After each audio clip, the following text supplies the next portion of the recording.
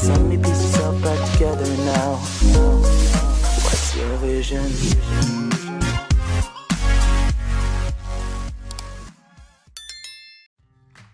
Assalamualaikum warahmatullahi wabarakatuh. Jumpa lagi dengan saya Qobla Harumika di YouTube Qobla Harumika. Baik, pada kesempatan kali ini kita akan membahas PTS kelas 10 khusus SMK, SMA maupun MA. Kali ini kita akan membahas PTS-nya ya. Bagaimana soal dan pembahasannya, kita simak video berikut ini. Baik, soal yang pertama, teks yang berisi penjabaran umum atau melaporkan sesuatu berupa hasil dari pengamatan disebut ya. Hasil dari pengamatan disebut apa?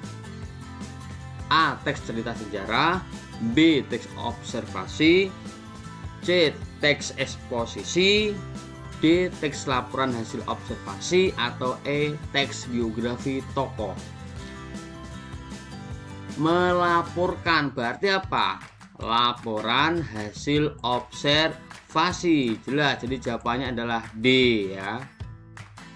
Nah, di sini ada kata kunci melaporkan. Kalau biografi itu apa? Daftar riwayat hidup tokoh ya, itu namanya biografi yang ditulis oleh orang lain, itu namanya biografi. Tetapi kalau autobiografi itu daftar riwayat hidup yang ditulis sendiri. Jadi sama-sama daftar riwayat hidup. Korek, jadi jawabannya adalah D.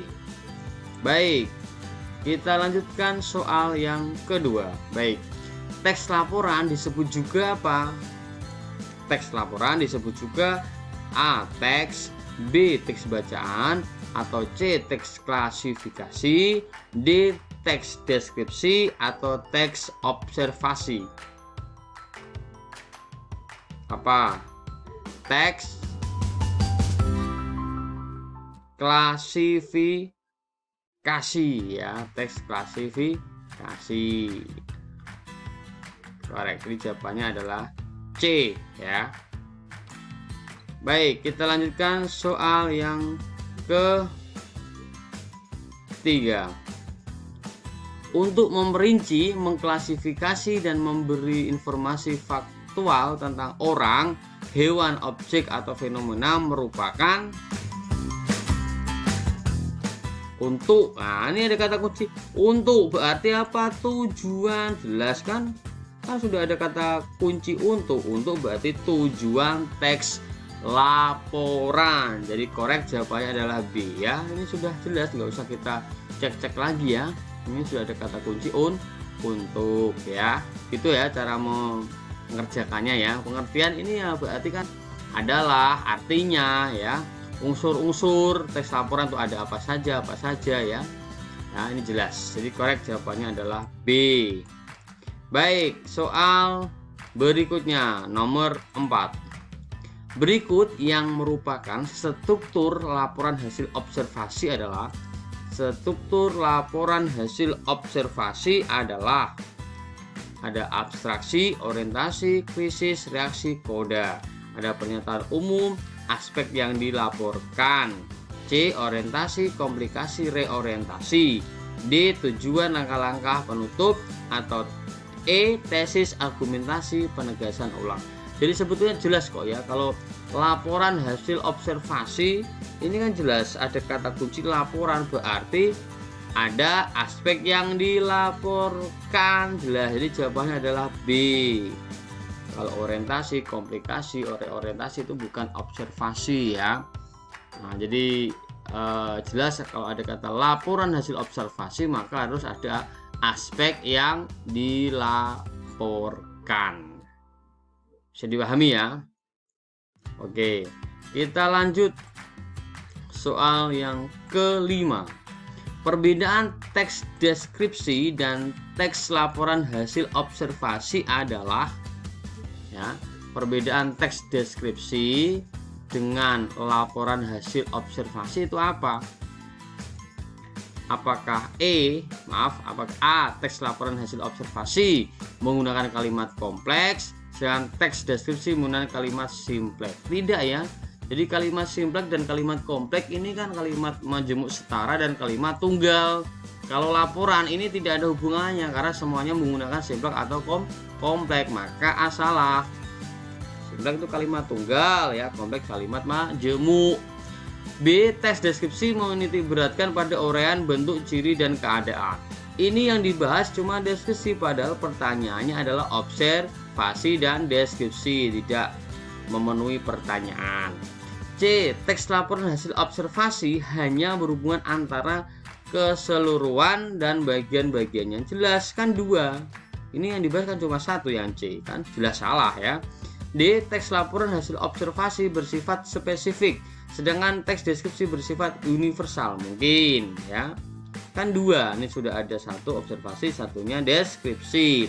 Kalau E, teks laporan hasil observasi bersifat universal, observasi ya, sedangkan teks deskripsi bersifat spesifik.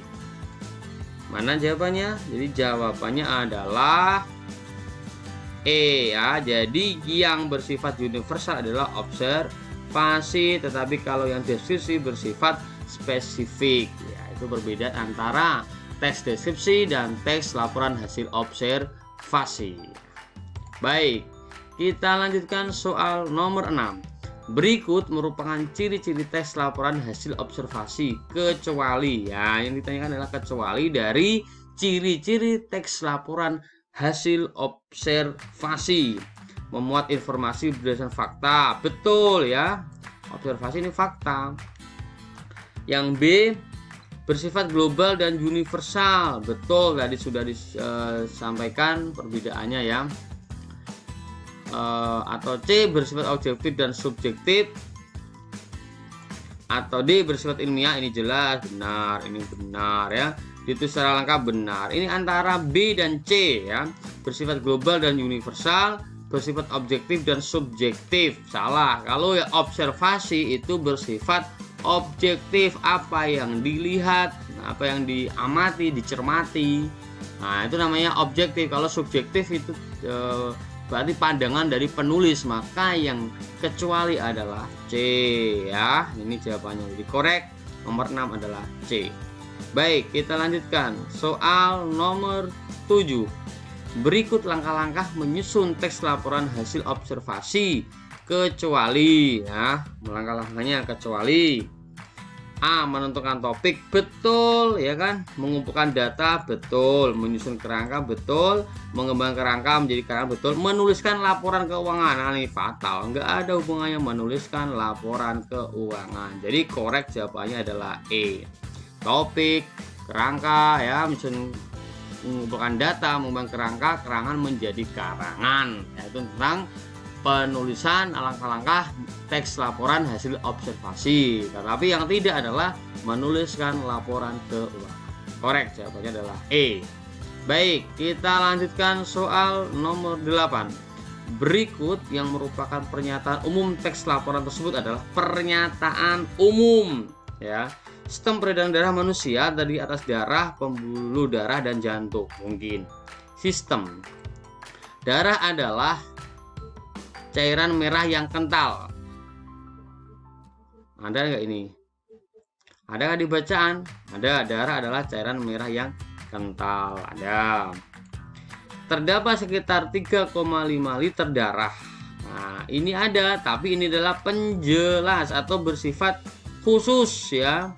Nah, ada angka ini ya. Kalau D, terdapat 3 jenis pembuluh darah. Nah, ini adalah khusus, ada bukan pernyataan umum. Pembuluh darah arteri adalah pembuluh darah yang lebar. Ya, ini adalah apa? Penjelas khusus. Jadi sebetulnya yang ditanyakan adalah pernyataan umum adalah gagasan utama. Lah, gagasan utama itu sama dengan pernyataan umum. Jadi gagasan utama itu sama dengan pernyataan umum. Lah, pernyataan umum biasanya deduktif serta di kalimat pertama. Sistem peredaran darah manusia dari atas darah, pembuluh darah, dan jantung. Semua itu dapat terpilih sebagai berikut. Lah, sebagai berikut ini adalah pernyataan khusus atau penjelas kan gitu. Dari kalimat yang pertama, maka jawabannya adalah A. Bisa dipahami ya? Correct. Baik, kita lanjutkan soal berikutnya. Nomor 9. Informasi dari teks laporan hasil observasi tersebut adalah, nah ini informasinya tentang apa? Jelas tentang sistem peredaran darah manusia. Nah, jadi jawabannya adalah B. Kok bisa, Pak? Karena di soal nomor 8 tadi gagasan utama atau pernyataan umum itu kan hampir sama dengan gagasan utama. Nah, gagasan utama itu juga merupakan informasi yang utama. Maka pertanyaannya, informasi dari teks laporan hasil observasi tersebut adalah berarti tentang gagasan utama. Apa yang dibicarakan adalah mengenai sistem peredaran darah manusia. Dibuktikan di kalimat pertama ada, kemudian diperjelas dengan kalimat selanjutnya. Berikut ini berarti kan penjelasan dari kalimat pertama. Baik, korek, jawabannya adalah B. Baik, kita lanjutkan soal berikutnya. Nomor 10. Kalimat tersebut merupakan kalimat, kita cek ya, harimau adalah hewan pemangsa, dan kalau ada konjungsi dan lainnya, ini bukan kalimat tunggal tapi kalimat majemuk. Majemuk apa? Setara. Majemuk setara. Lah, majemuk setara adalah kalimat kompleks. Jelas kalau simpleks adalah salah, ya kan? Kalau kedua-duanya salah. Kalimat simpleks itu kalimat tunggal, jadi SP ya. Jadi simpleks itu sama dengan yang mengandung subjek plus predikat.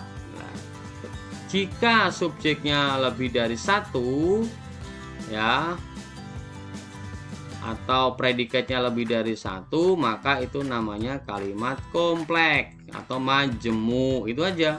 Jadi nggak bisa kalimat simpleks dan kompleks. Konsentrasi kita adalah B, C, D. Maaf, C jelas salah, simpleks. Maka fokus kita ada B atau D. Nah, ini dari, kalau di B kan kompleks saja, tetapi kalau di D kompleks dan definisi. Jadi yang paling tepat definisi dari apa? Adalah ini. Maka korek jawabannya adalah D. Ya, bisa dipahami ya. Baik, kita lanjutkan soal berikutnya. Nomor 11. Bahasa yang digunakan dalam pembuatan laporan harus memiliki ciri-ciri berikut. Bahasanya harus bermakna denotatif, betul. Nah, ini salah adalah subjektif. Yang namanya laporan tidak boleh subjektif, maka A salah. Bersifat ilmiah subjektif, ada subjektif berarti salah. Yang C bersifat ilmiah denotatif subjektif, ada ini berarti salah lagi. Yang D bermakna konotasi, apalagi ini konotasi, tidak boleh karena konotasi makna yang tidak sebenarnya. Yang E bersifat ilmiah, betul, denotatif mana sebenarnya, lugas ya apa adanya, dan tanpa prasangka. Jadi kalau tanpa prasangka berarti objektif. Oh, korek. Jadi jawabannya adalah E. Korek. Baik, soal nomor 12.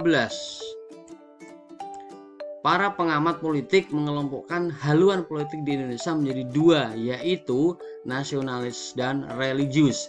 Kata yang maknanya tidak sama dengan mengelompokkan. Nah, yang tidak sama dengan mengelompokkan, menggolongkan sama, menjeniskan sama, ya kan?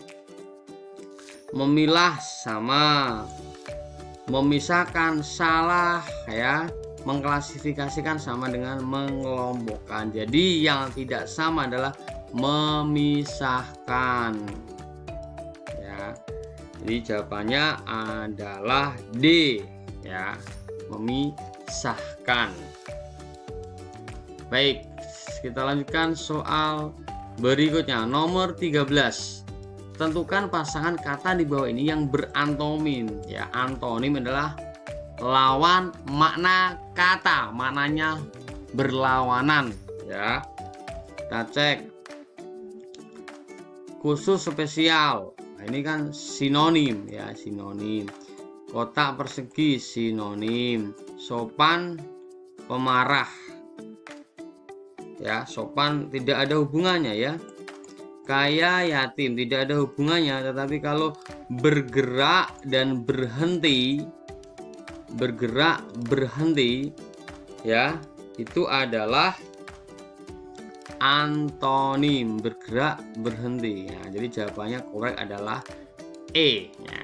Baik, soal berikutnya nomor 14 ya. Simpulan isi wacana di atas adalah simpulan ya. Jadi kita cek ya simpulannya apa. Bendungan di desa Jatirogo ini tidak ada duanya di Indonesia. Nah, ini bendungan ya. Tubuh bendungan tersebut, nah tersebut ini menunjukkan bendungan di desa Jatirogo ya.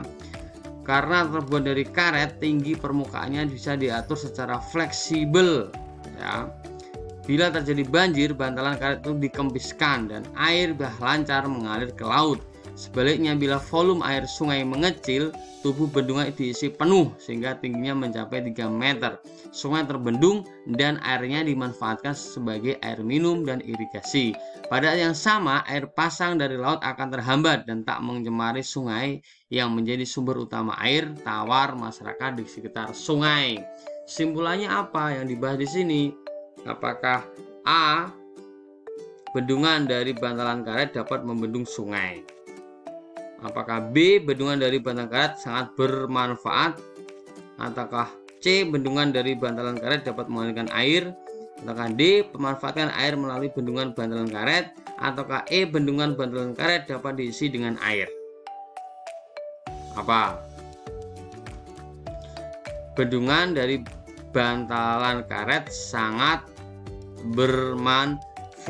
Jadi korek jawabannya adalah B ya. Manfaatnya apa? Nah ini, bila terjadi banjir, bantalan karet ini dikempiskan dan air lancar mengalir ke laut. Sebaliknya, bila volume air di sungai mengecil, tubuh bendungan diisi penuh sehingga tingginya mencapai 3 meter. Sungai terbendung dan airnya dimanfaatkan sebagai, ini dimanfaatkan berarti kan jelas.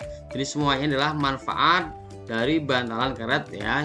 Bendungan dari bantalan karet yang sangat bermanfaat. Jadi korek jawabannya adalah B ya. Bisa dipahami ya. Baik, kita lanjutkan soal yang terakhir adalah soal nomor 15. Gagasan utama paragraf di atas adalah GU-nya ya.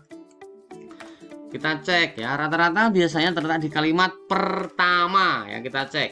Produksi padi tahun 2005 diperkirakan mencapai 53,01 juta ton gabah kering. Giling akan turun 2% dibandingkan dengan produksi tahun sebelumnya. Hal ini, ini penjelas. Hal ini berarti menjelaskan kalimat pertama. Jadi otomatis gagasannya adalah di kalimat pertama. Kita cek ya. Produksi padi tahun 2005 diperkirakan menurun. Ya. Nah, ini jawabannya ya. Kalau produksi padi tahun 2005 diperkirakan mencapai 53,01 juta ton gabah kering atau turun 2% dari sebelumnya. Ini bukan gagasan utama ya. C, adanya penyebab, apalagi penyebab ini adalah bukan gagasan utama. Produksi padi tahun 2005 lebih jelek, tidak.